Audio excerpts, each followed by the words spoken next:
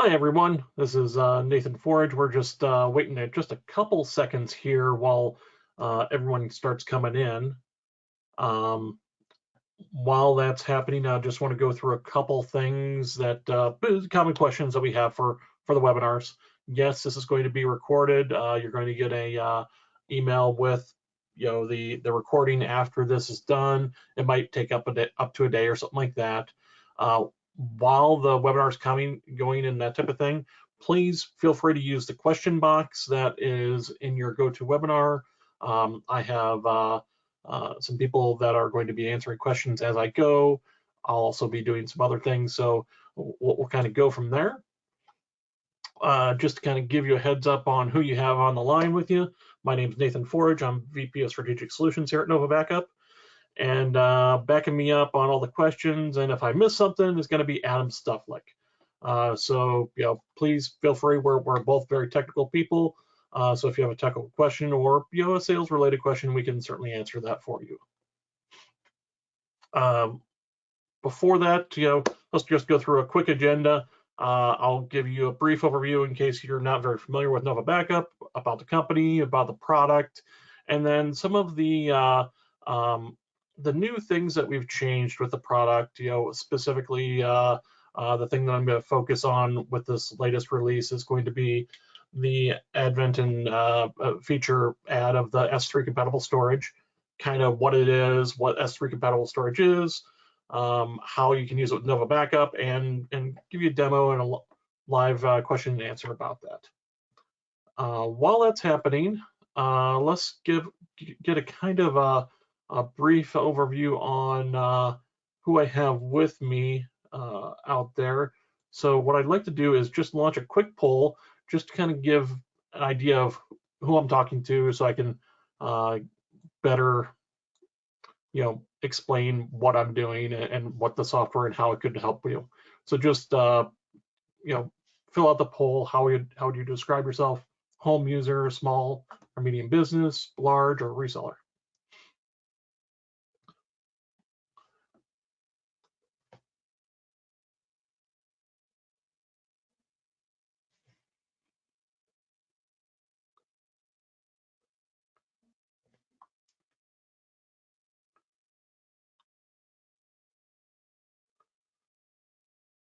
Perfect. Thank you for all of that. That kind of gives me a good idea of who's attending the webinar, so I can better format this and make sure I'm explaining the stuff that I'm going to go through to you better. So looks like there are a bunch of questions coming in. Please keep those coming in, because I will be looking at those as I'm going through with this too. First, about NovaBACKUP. So basically, we're a software company that is focused on backup. A lot of you are already using our software or have known about us. We focus on the small and medium businesses along with MSPs. Our US headquarters is here in Agoura Hills, California, where it is unseasonably cold right now for some reason. But we can't complain too much, because I have a couple of techs in the Iowa region that are very jealous of our coldness compared to their coldness. Let's put it that way. Speaking of that, we are US-based development and support. So all the people that you'd be talking to, either on the phone or via email or support tickets, we're all based in the US. We do a bunch of things for certifications, and one of the things that we do for certifications, both internally and for when we're hosting cloud backups for our customers, is we go through some HIPAA certifications, so we are HIPAA compliant. And then we also have a number of different flexible business models depending on what you're kind of looking for. If you have a unique situation that we don't already cover from our normal sales models, please just feel free to talk to us. We can we've been around for quite a while, so we can skin the cat many different ways. Speaking of being around for a while, the NovaBACKUP software itself has been around for quite a while. And just to give you a kind of high-level overview of what's included with NovaBACKUP and what we can do with the NovaBACKUP software. If you're not already using it, it has file level backup option, for both local backups and to the cloud. So when I say local backups, I'm talking about USB, NAS devices, local disks, even tape in some cases if you want to use tape, along with going to many different cloud destinations. And with the release of 19.8, this newest version, we're also adding some new options for that. We also have options for backing up the entire image of the entire machine that you're doing or entire drive, and along with adding, I'll call it business-like applications such as SQL, Exchange, along with virtual machines when we're talking about Hyper-V or VMware.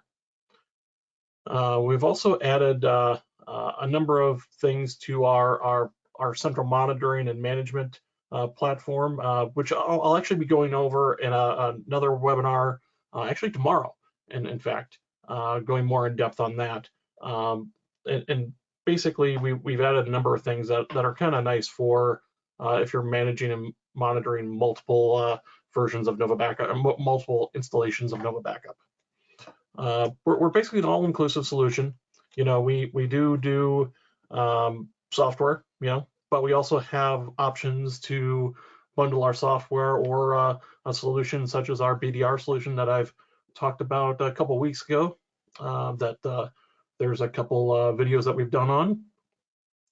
And as I stated before, we're US-based support along with setup assistance if you want us to help you set up those backup jobs or the installation of the software for you.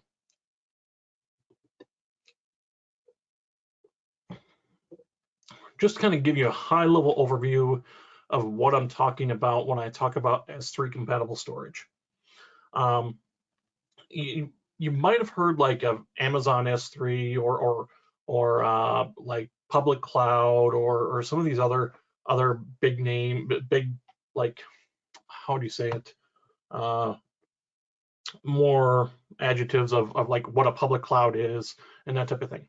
When I'm talking about S3 compatible storage, I'm talking about any public cloud or even private cloud that is compatible with the, I'll call it the S3 API. This is something that Amazon published that's basically like a instruction set of, hey, I want to be able to use this storage, in this case, object storage, in a way, across multiple different types of things.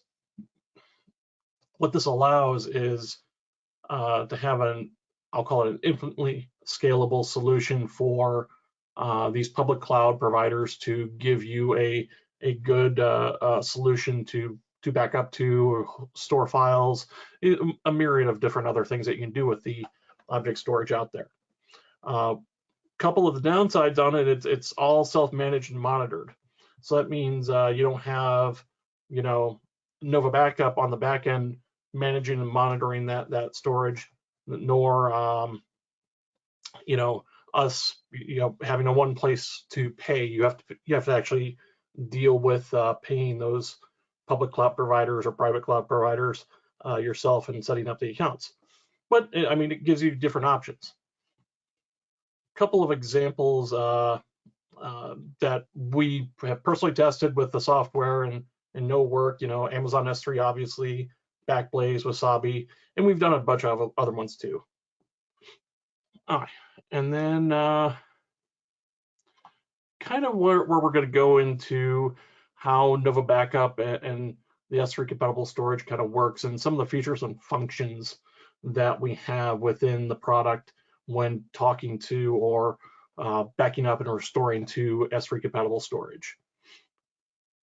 So we basically can back up and restore to, as far as we know, from our testing, any S3 compatible cloud. We've tested a number of them. We have a few knowledge base articles that my guys have already put together about how to set it up with, say, Wasabi or Backblaze or Amazon, and I think a couple others. But it's pretty easy to set up. One of the things we're also implementing in this is what I'll call incremental forever backups.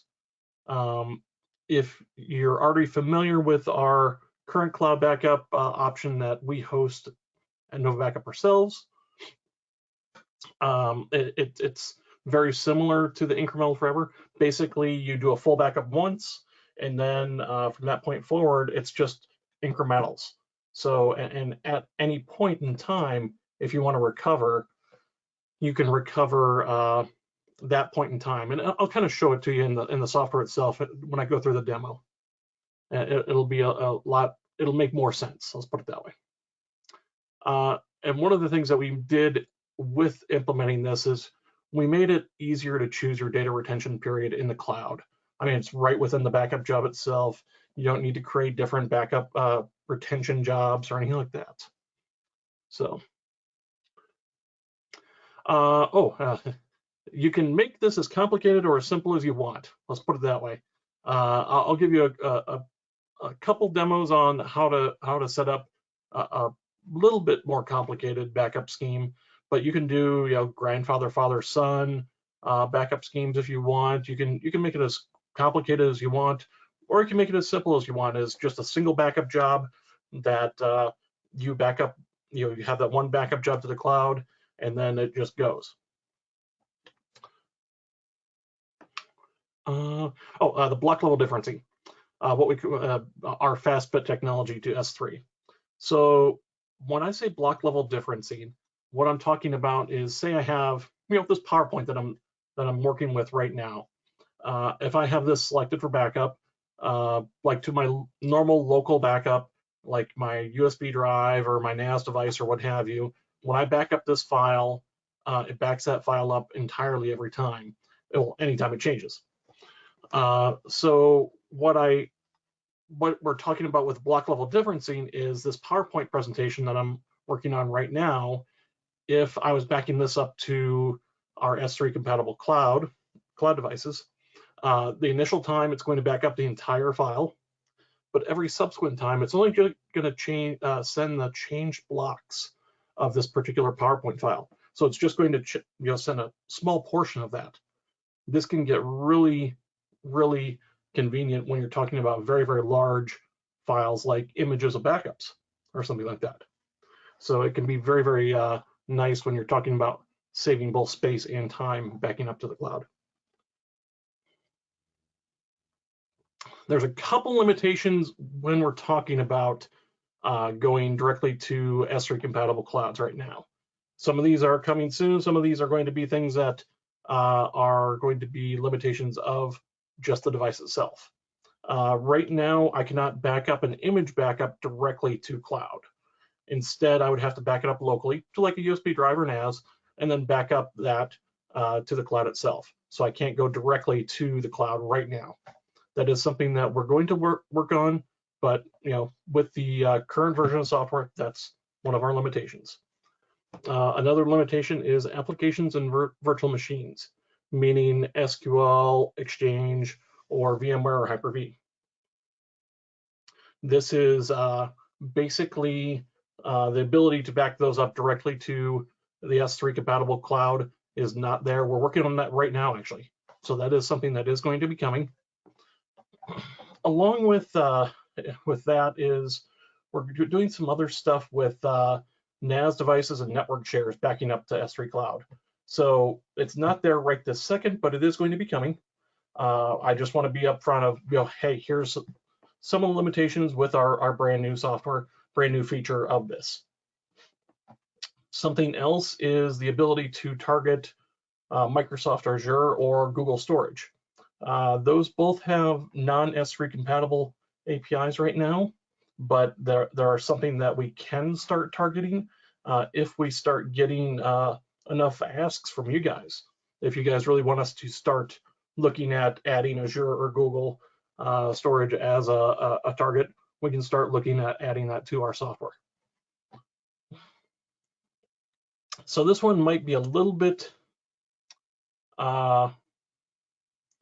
little obvious, but it's something that we've had before, but I wanted to talk about this manual deletion of data. So within the software, actually deleting data from within the cloud itself. So if we allowed you to, right now you can't delete data from within the cloud itself within our software.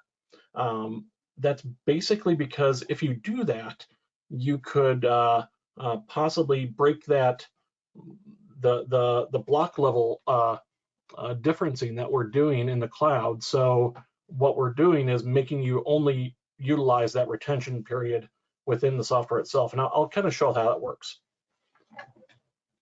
And then something that copy jobs. So using NovaBACKUP in order to copy data in its current format to its current format at a different location. We currently do not support that for the S3 compatible cloud. There's a couple options that are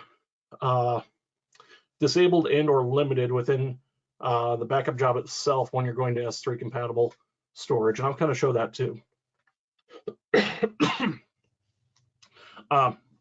The status window when you're backing up to S3 compatible clouds, there's a couple things that we've disabled for right now, such as like the completion time and some of the other like little things like the actual current speed, etc. So those are things we're going to be adding to it, but all of the major things for the status view, like how many files that you're backing up, how much data that you're backing up, along with what's completed and all that stuff, that's all there. It's just some of the, I'll call it nice to have type stuff isn't there quite yet. And Nate, I want to mention one thing, because we actually had a question on this. I think it was just a good time to bring it up. The no support for the copy type jobs too. So someone was actually asking if it's vulnerable to ransomware. The way that we do the backups, you know what I mean, right now are encrypted, compressed, and so you can't really execute anything on the back end, where if you had a copy job, you might be more vulnerable, right? Because that stuff would be executable and it could start spreading possibly. So I just wanted to mention that too, why it's not necessarily such a bad thing or a bad limitation. Well, so yeah, you make a good point. The other thing about copy jobs is when you're just copying the raw data, you can't really encrypt it. So yeah, correct. Yeah. that data wouldn't be, say if it's sensitive data, or with a lot of our customers, HIPAA or other protected type data, you really can't use a copy job for that because it's not encrypted. You bet. Yep. Just a couple things. So the basic things of getting started with the S3 compatible storage, like what do you actually need? So you need to be on the current version, which is 19.8 or newer. We're going to be releasing a number of new versions yet this year. A couple large things in our back pocket that we're working on right now. You'll need to have your account with some information about like the endpoint, the access key, and that type of thing. This is all detailed in a knowledge base article that we've written to make it as easy as possible for you. And then it's very, as soon as you enter that, it's just like any other backup job itself. That being said, I want to just give a quick demo of the software.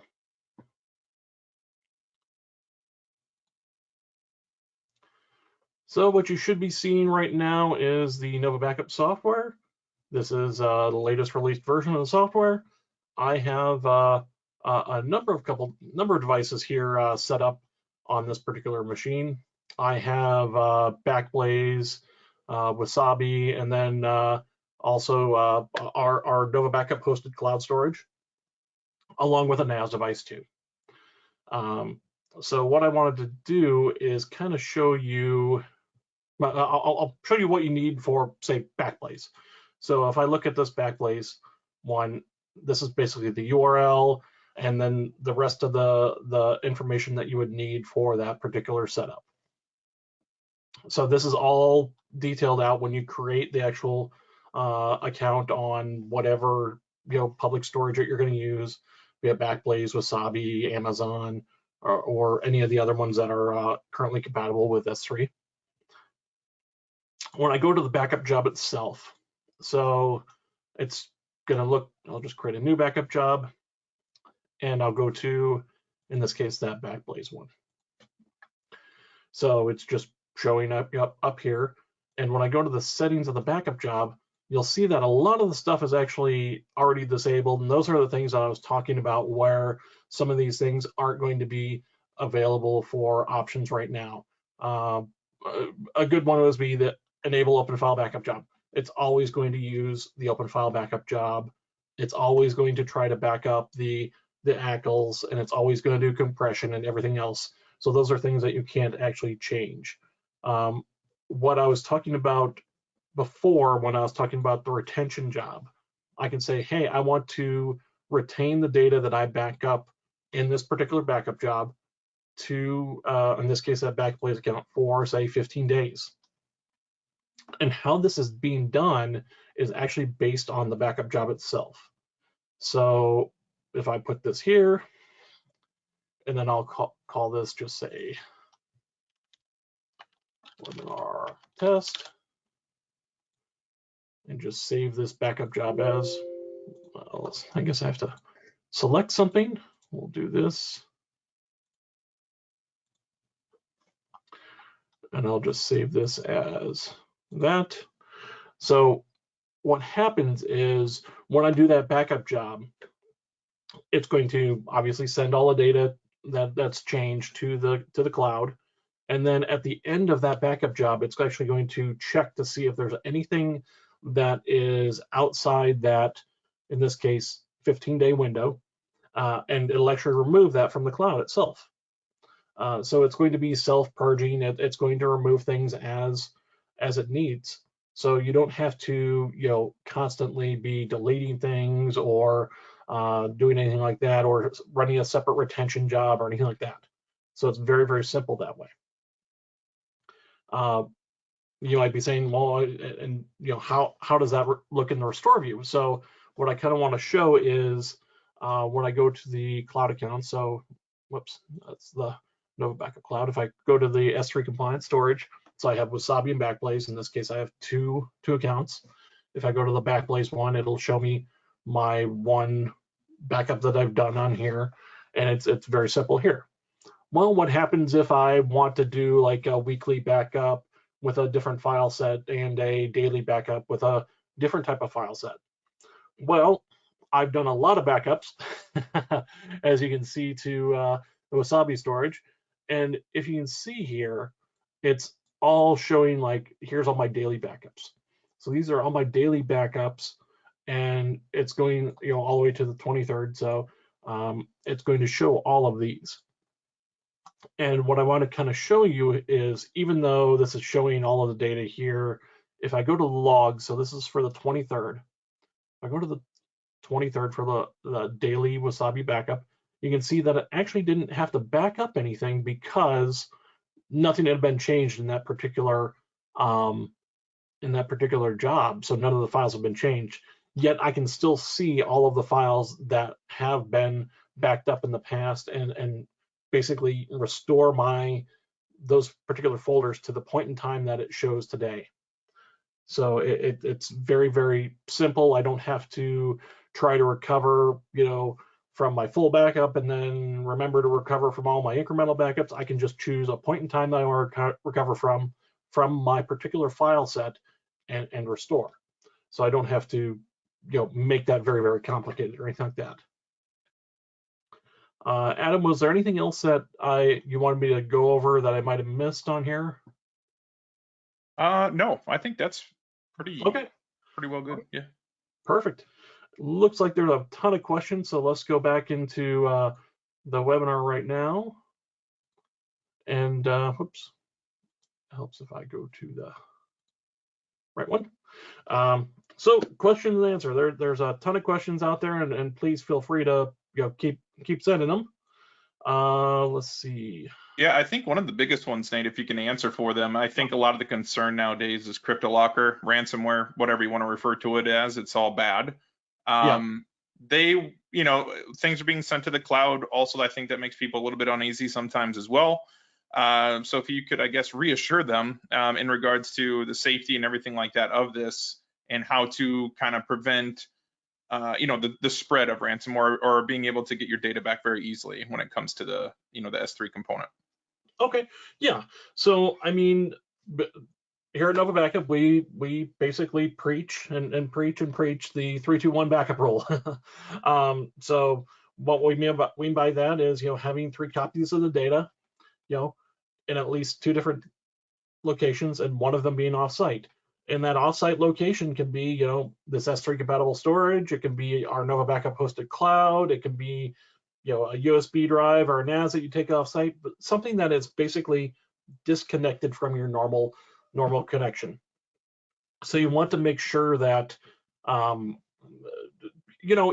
all the stuff that's happening over in, Ukraine and Russia and everything else, we're going to see a large, I've already seen, a large bunch of cyber attacks and that type of thing from all the news and everything like that. And, the ransomware people, the bad actors out there are going to use this as a thing to start, doing more and try to, kind of hide it between all this other stuff that's happening.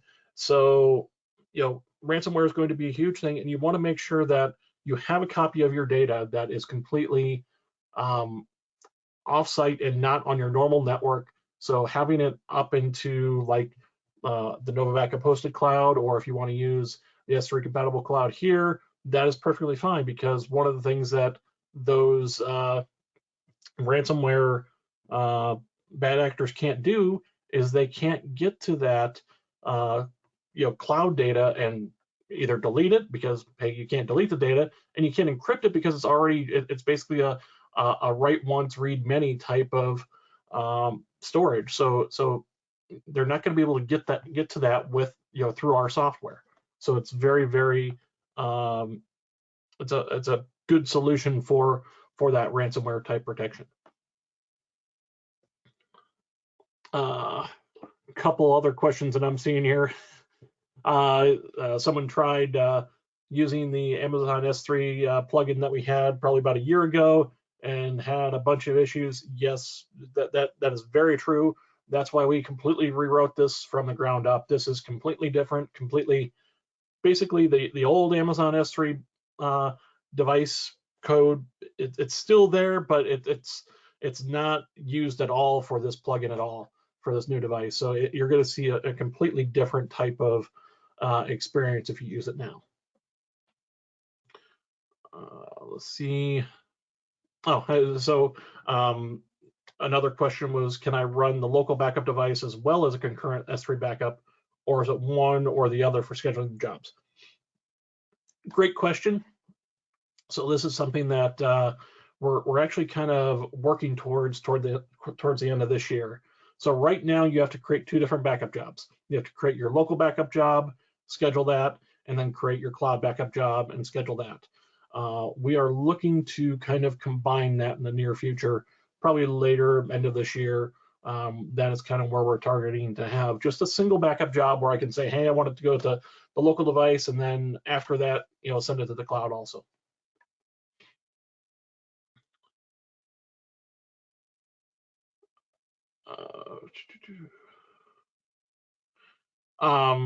So where can I find the latest instructions so I can try again and set up the S3? What I'll do is I will talk with our marketing team to make sure that there's a link to the knowledge base for basically the S3 instructions. We've done a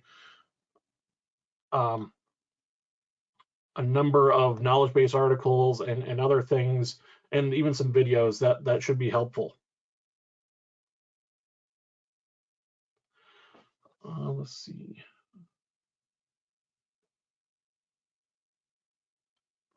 Adam, do you see anything else that you want to go through over the webinar?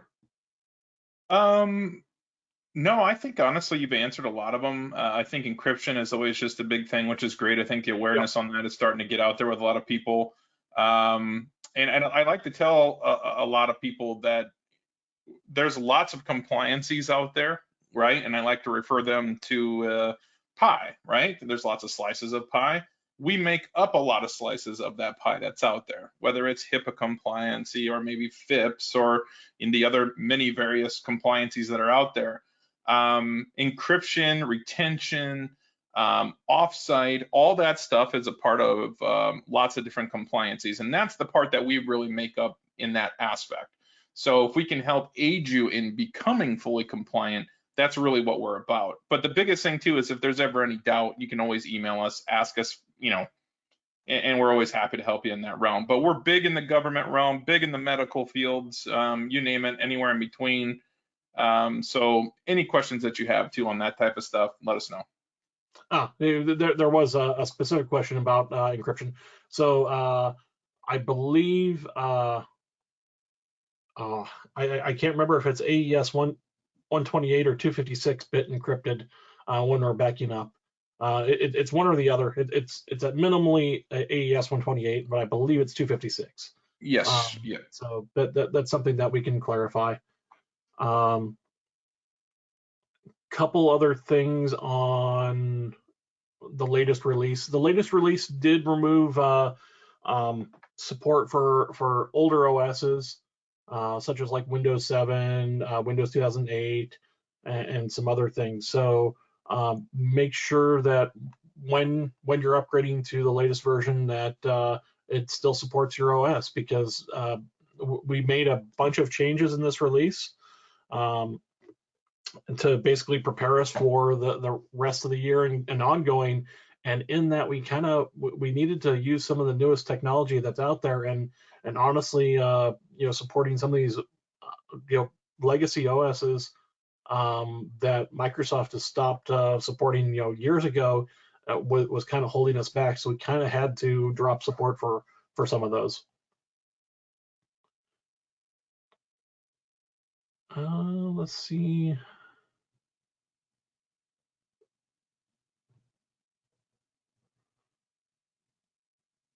I think that's bandwidth limitations, or how does bandwidth work when I'm backing up to S3? So what it's going to do, Adam and I were both working in an ISP at one point, so it gets a little confusing sometimes on what an ISP might say your speed is. So typically, what these ISPs are saying is your speed is, say maybe it's like 400 megabit down or something like that. That's going to be your download speed. Your upload speed is what kind of determines how fast you can back up to the cloud. And a lot of those are significantly slower than what your download speed is. So make sure that when you're looking at, okay, here's what I want to back up to the cloud, that it's going to fit into your backup window itself. Make sure that initial backup when you're backing up to S3, it's got to back up everything. So that one could take significantly longer than after everything's up there, when it's just going to send just the new and changed parts of those files. So that initial backup to the cloud could be significantly longer, and you kind of need to make sure kind of gauge what that's going to look like for you. Okay. I think that covers a lot of it. With that being said, if there is any other questions that we might not have got to, we'll try to get to them via email, that type of thing. But if you have a specific question or want to set up a trial or just a one-on-one type of situation, just shoot out an email to ols@novabackup.com, and we can certainly help you. With that, I want to thank everyone that's attended, and thanks Adam for being my backup here and helping with all those questions, because there were a lot of questions here today. So yes, there was. I really appreciate it. Yeah. All right. With that, I'll close her down. Hopefully everyone has a good rest of your day. Take care.